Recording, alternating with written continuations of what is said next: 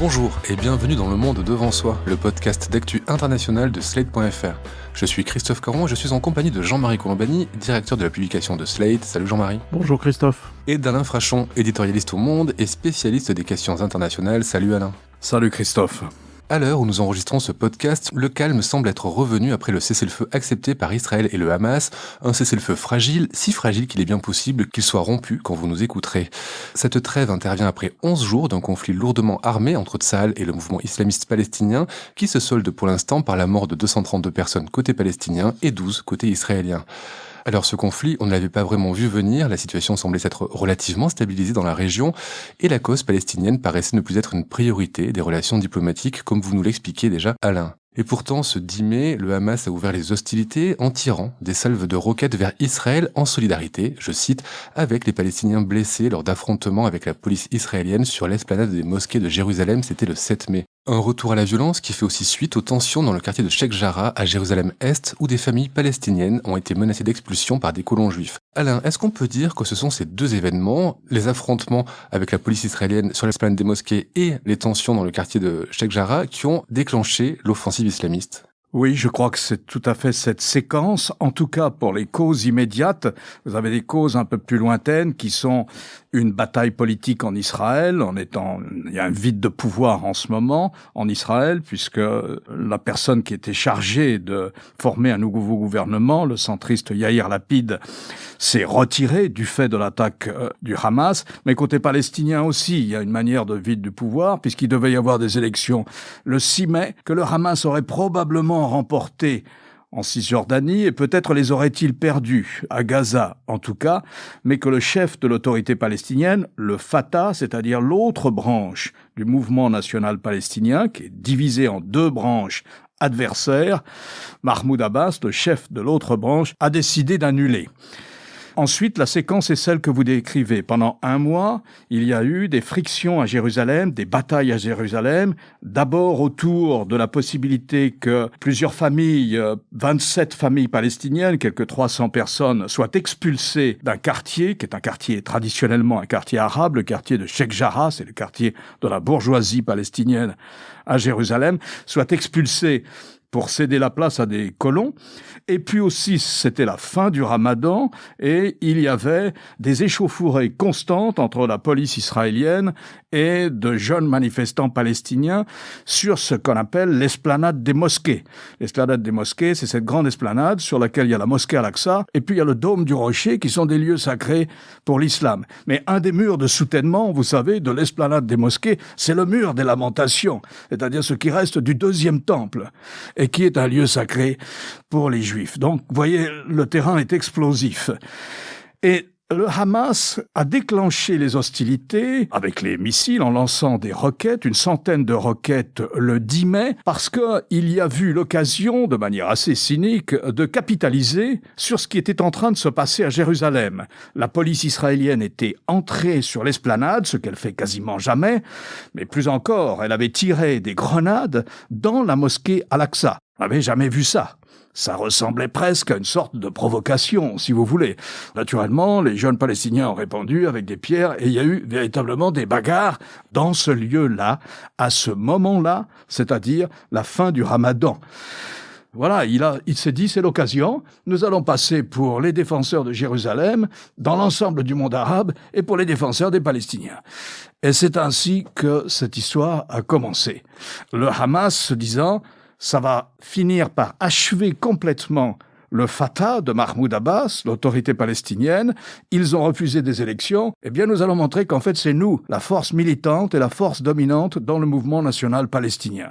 Je crois que ça s'est passé à peu près comme ça. Vous décrivez ces deux événements, la répression de l'armée israélienne sur l'esplanade ainsi que l'expulsion des familles palestiniennes du quartier de Sheikh Jarrah comme des événements inédits. Est-ce qu'on peut les relier à une droitisation, voire une extrême droitisation de la politique israélienne pour vous, Jean-Marie ? Oui, j'ajouterais simplement sur le déroulement des événements qu'il y a eu de la part du Hamas un ultimatum envoyé à Israël lui demandant de cesser de maintenir l'ordre, notamment à la mosquée et sur l'esplanade.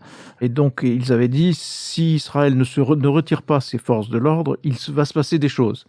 Et donc il s'est passé ce qui s'est passé, c'est-à-dire les premiers tirs de roquettes. Et tout au long de ce conflit qui a duré une dizaine de jours, je crois que le Hamas a lancé quelque chose comme 3000 roquettes sur Israël. Alors oui, il y a une extrême droitisation même du paysage politique israélien. Mais pour rebondir juste d'un mot sur ce que vient de dire Alain, qui a décrit les choses avant, si on regarde les choses maintenant, c'est donc la fin des tractations pour créer un gouvernement qui ne soit pas celui de Netanyahou, parce que le principal parti d'extrême droite qui était mêlé aux discussions avec le leader centriste s'est aussitôt retiré, considérant qu'il ne pouvait plus, compte tenu de l'état de guerre, se mêler à des tractations anti-Netanyahou. Et donc voilà Netanyahou totalement rétabli alors qu'il était en voie de perdre et de quitter le pouvoir pour longtemps. Donc c'est un des paradoxes de la situation. La situation fait que la tentative de remplacer Netanyahou par quelqu'un d'autre a été cassée.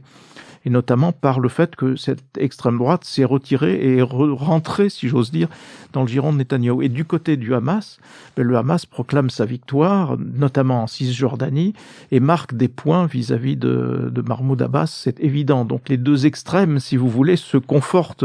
Voilà, c'est un constat. Ça n'est pas pour expliquer ceci ou cela, mais c'est le constat que l'un et l'autre se confortent et sortent confortés ou renforcés de cet épisode. Il y a une extrême droitisation même dans le paysage politique israélien. Il y a même une forme de suprémaciste juif en Israël qui fait qu'on a vu des cortèges de jeunes extrémistes israéliens manifester au prix de mort aux Arabes.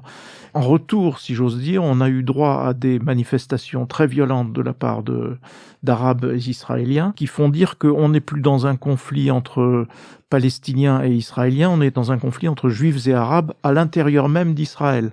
Et ça, c'est évidemment un danger gravissime pour Israël, puisqu'il y a eu aussi des synagogues profanées, incendiées, le parti des Arabes israéliens, d'ailleurs, ayant aussitôt proposé de participer à leur reconstruction. Donc, de la part des responsables politiques des Arabes israéliens, il y a une bonne volonté évidente. Mais dans le paysage actuel, il y a une montée des extrêmes qui est extrêmement dangereuse pour Israël et pour la démocratie israélienne elle-même, d'autant qu'à la tête d'Israël, Netanyahou, qui arrive à se maintenir, encore une fois par ce rétablissement absolument miraculeux, est un des adeptes de ce que l'on appelle en Europe la démocratie illibérale. C'est pas quelqu'un qui obéit strictement au canon de ce qu'était jusqu'à présent la démocratie israélienne. Mais justement, je voudrais rebondir sur ce qu'a dit Jean-Marie sur l'opposition entre juifs et arabes israéliens. Ça, Alain, c'est quelque chose qui est très nouveau en Israël, puisque c'était deux communautés qui vivaient jusque-là plutôt de manière pacifique au sein même du pays. Il faut revenir, oui, sur cette communauté arabe israélienne parce que je crois que, en dépit de tout ce qui s'est passé à Gaza,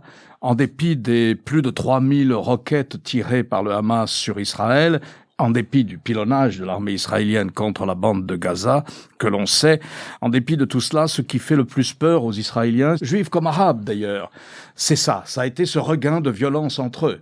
Dans une ville comme Lod, où les deux populations vivent côte à côte, mais dans l'immeuble même.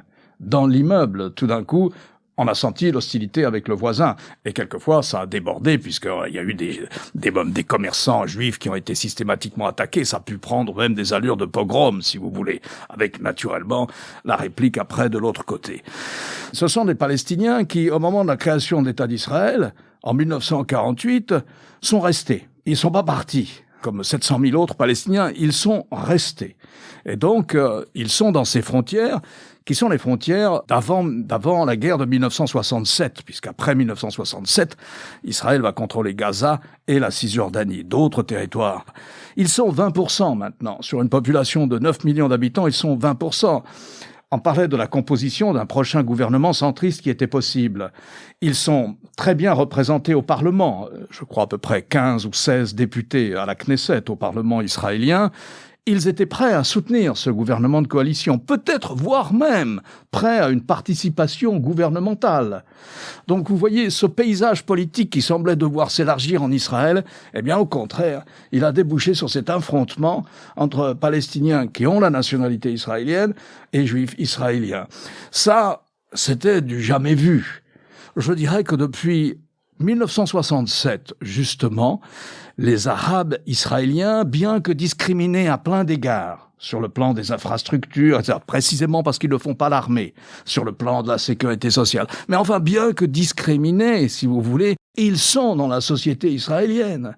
Ils sont présentateurs de télévision, avocats, médecins, chirurgiens, dentistes, ouvriers, employés, etc. Ils sont dans la société israélienne, ils sont dans tous les feuilletons qui font le grand succès de la télévision israélienne. Et là, surprise. Et cette surprise, elle est liée aussi à ce dont nous parlions tout à l'heure. Elle est liée à l'influence de la droite israélienne, de l'ultra-droite israélienne. On parlait de suprémacistes juifs, mais on peut parler de suprémacistes juifs dans la mesure où eux se définissent presque comme cela, sur le gouvernement israélien.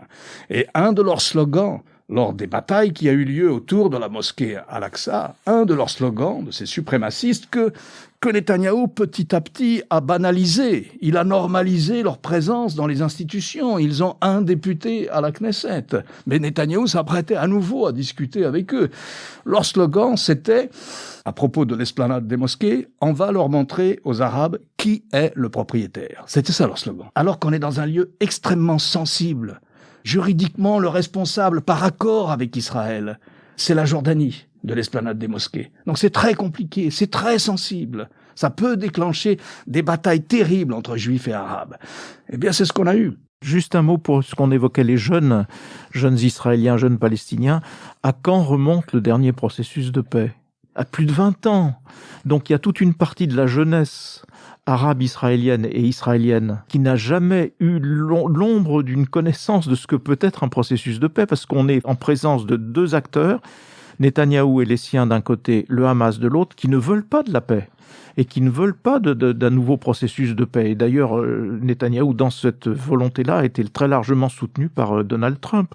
Donc il y a plus depuis un quart de siècle de processus de paix, et c'est, je crois, une des grandes failles de ce qui se passe aujourd'hui. Personne n'a la culture ni n'a le souvenir de ce qui était jusqu'à présent, jusqu'alors, jusqu'il y a un quart de siècle, un processus normal et vers lequel tout le monde tendait en Israël comme hors d'Israël. Une phrase simplement. Ces jeunes Palestiniens qui ont la nationalité israélienne, qui sont dans la société israélienne, qui sont totalement bilingues, etc., en même temps, forcément, sentimentalement, affectivement, politiquement, ils sont solidaires des cousins, des autres Palestiniens qui sont de l'autre côté de la frontière qu'il y avait en 1967. Et l'absence de processus de paix, l'absence de négociation entre Israël et les autres Palestiniens a une répercussion immédiate. S'il y avait un État palestinien en Cisjordanie, la plupart de ces Arabes israéliens n'iraient pas dedans. Ils voudront rester israéliens s'il y a un État, parce qu'ils sont habitués à la démocratie israélienne et au dynamisme économique israélien. Mais ils sont affectivement, politiquement, sentimentalement, voire familialement, solitaires des Palestiniens qui sont dans les territoires occupés depuis 1967. Alors Jean-Marie évoquait les deux gagnants de ce conflit, les extrémistes, Benyamin Netanyahou en Israël et puis le Hamas côté palestinien. Alain, est-ce que vous pouvez nous en dire plus un petit peu sur le poids du Hamas dans l'opinion publique palestinienne ?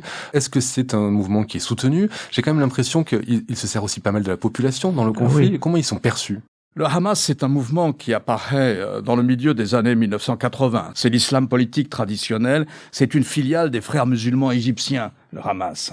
Ils ont été formés par les frères musulmans égyptiens. Et donc c'est l'islam politique, c'est les islamistes. On peut parler tout à fait d'islamistes, bien entendu, à leur égard. Ils sont impopulaires à Gaza, je crois. Il n'y a pas l'IFOP toutes les semaines pour mesurer leur popularité dans la bande de Gaza. Mais je crois qu'ils perdraient à Gaza parce qu'ils exercent une véritable tyrannie sur la population. Il y a quand même pas mal de ressources financières, notamment qui viennent du Golfe. L'essentiel des ressources a été consacré à un effort militaire parce qu'ils vivent dans une représentation du monde qui est celle de la guerre avec Israël. Dans leur charte, ils appellent à la disparition d'Israël. Ils ont été contre tous les processus de paix. Même s'ils ont proposé, il y a quelques années à Israël, des trêves. Même s'il y a des négociations de temps à autre avec les Israéliens. Il faut bien qu'on vive de part et d'autre.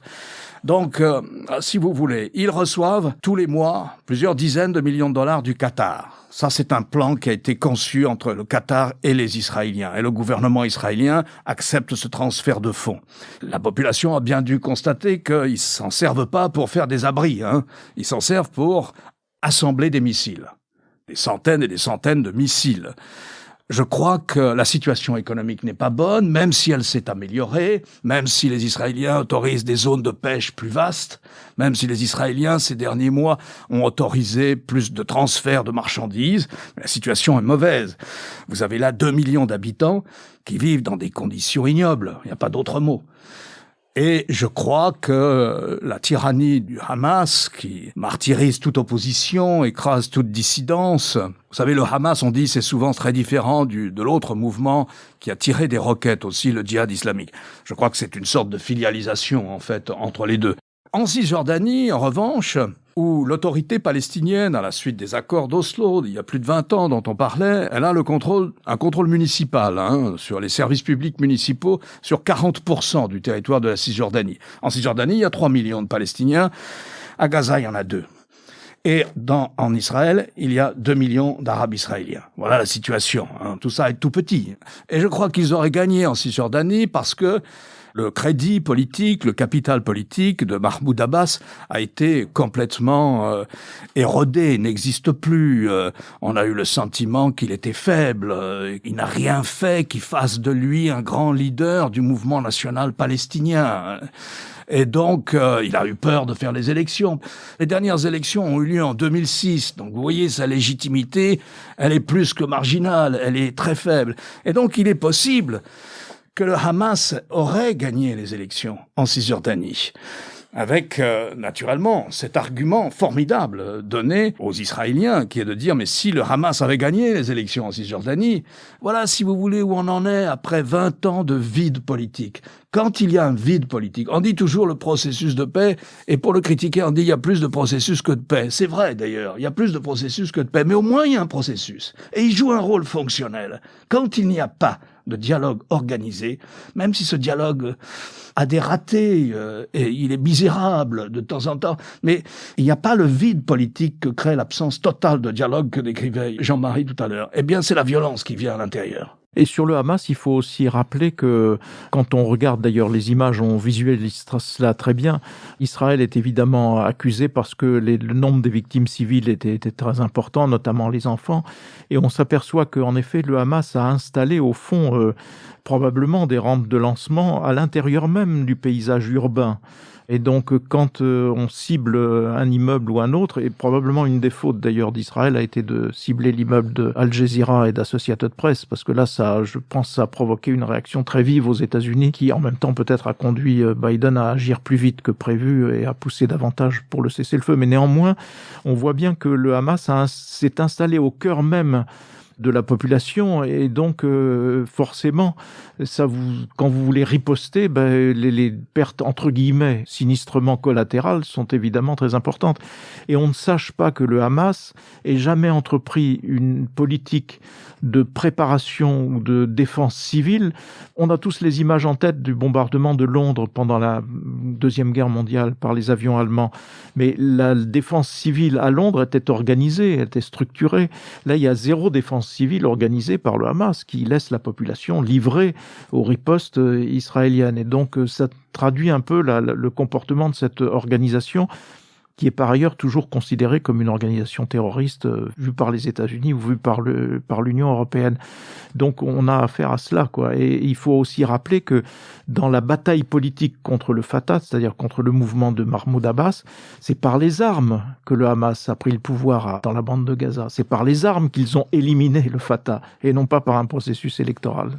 Alain évoquait les financements du Hamas par le Qatar, mais il y a un autre pays qui aide le Hamas, c'est l'Iran.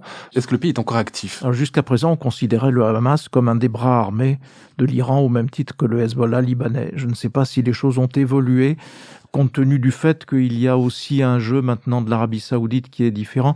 Probablement, d'ailleurs, il y avait un rapprochement en cours entre l'Arabie Saoudite et Israël qui a probablement été ralenti ou interrompu, et peut-être simplement ralenti, mais en tout cas momentanément interrompu par les événements récents. Donc il y a un jeu un peu plus compliqué parce que l'Arabie Saoudite a fait quelques signes en direction de l'Iran. Donc tout ça est assez compliqué. Mais néanmoins, historiquement, on considère que le Hamas est un des bras armés de l'Iran. Je ne sais pas si Alain est toujours sur cette analyse. Quand j'ai dit le Hamas, c'est une filiale des frères musulmans. Les frères musulmans, c'est la quintessence de l'islam sunnite. Donc c'est en général très méprisant et opposé à l'adresse de l'islam chiite, la branche minoritaire de l'islam. Et lorsqu'il y a eu la guerre de Syrie, dans la guerre de Syrie, l'insurrection a été principalement le fait de la majorité arabe sunnite contre le régime minoritaire, c'est une secte alawite, contre le régime de Bachar al-Assad, de la famille al-Assad. À ce moment-là, le Hamas s'est séparé de l'Iran, parce que le Hamas a choisi le côté de l'insurrection arabe sunnite, précisément contre le régime de Bachar al-Assad, appuyé par l'Iran. Et donc là, il y a eu une rupture, et les bureaux du Hamas, qui étaient à Damas d'ailleurs, ont déménagé et ils ont allé au Qatar. Voilà la situation. Cela dit, l'argent vient du Golfe, pour l'essentiel, mais les plans qui permettent d'assembler les missiles viennent d'Iran. Les missiles sont fabriqués dans la bande de Gaza. Ils n'arrivent pas entiers comme ça par bateau, clandestinement la nuit, par bateau de pêche ou par le désert du Sinaï. Non, ils arrivent en pièces détachées. Ils sont assemblés par les ingénieurs artificiers du Hamas. Et ces ingénieurs ont développé une science de plus en plus sophistiquée de ce type de missiles, qui restent des missiles imprécis, qui sont par définition indiscriminés. Ce sont des missiles pour la terreur. Mais enfin, si vous en prenez un sur votre maison, ça tue, évidemment. Et naturellement, en ce moment, dans cette situation, l'Iran redouble de solidarité manifeste avec le Hamas et avec la cause arabe sur Jérusalem. Mais c'est à des fins de popularité et d'influence dans l'ensemble du monde arabe que l'Iran fait cela. Et sur les accords d'Abraham, qui ont été signés récemment et que, je le rappelle, normalisent les rapports entre Israël, Bahreïn et les Émirats arabes unis, est-ce qu'il va y avoir une influence de ce conflit de ces 11 derniers jours? Oui, il y aura forcément une influence. Vous avez eu des manifestations dans les pays arabes qui sont signataires des accords d'Abraham. Enfin, là où c'est permis, c'est-à-dire au Maroc, vous avez eu des manifestations. Par ailleurs, il n'y a pas eu vraiment de manifestations. Il y a eu des condamnations très fortes. On attendait que l'Arabie saoudite rejoigne l'État des Émirats arabes unis, le Bahreïn, l'État de Bahreïn, le Soudan et le Maroc. Ce sont les 4 pays signataires des accords dits d'Abraham et qui complètent la normalisation d'Israël au sein du monde arabe avec les autres États arabes. Il n'y a plus qu'un quarteron d'États arabes qui n'ont pas de relations diplomatiques avec Israël. Alors, c'est pas n'importe quels États, c'est l'Irak, la Syrie et le Liban. Mais en dehors de ça, il y a une normalisation progressive de la présence politique et diplomatique et économique d'Israël dans le monde arabe. Oui, ça les gêne. Par exemple, on s'attendait à ce que l'Arabie saoudite, surtout si Donald Trump avait été réélu, parce que Donald Trump est très proche du leader saoudien qu'il a parrainé, Mohammed Ben Salman. Eh bien, on s'attendait que l'Arabie saoudite parachève ce mouvement des accords dits d'Abraham, elle aussi, en établissant des relations diplomatiques avec Israël.